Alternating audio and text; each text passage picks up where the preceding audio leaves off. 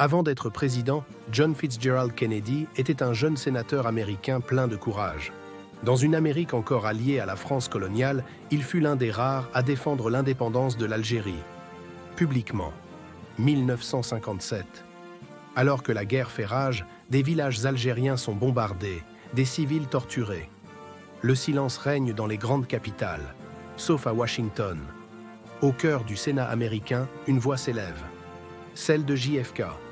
Il dénonce l'hypocrisie de l'Occident, qui parle de liberté mais soutient la colonisation. Il réclame des négociations avec le FLN et affirme « La voix de la liberté ne peut être étouffée ». Mais ce discours n'est pas venu de nulle part. Derrière cette prise de position historique, il y a un couple algérien en mission à Washington. Mohamed Yazid, représentant officiel du FLN, et son épouse Nadia, brillante, anglophone, fine connaisseuse des cercles américains.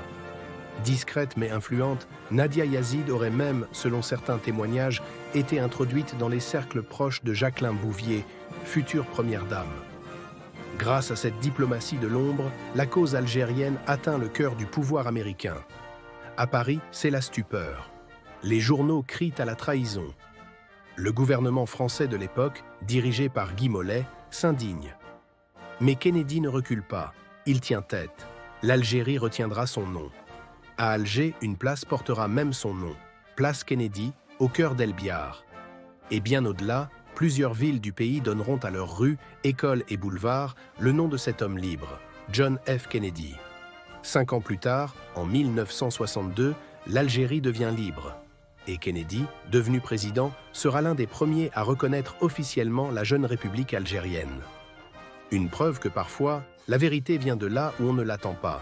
John F. Kennedy, l'Américain qui a osé dire « l'Algérie doit être libre ».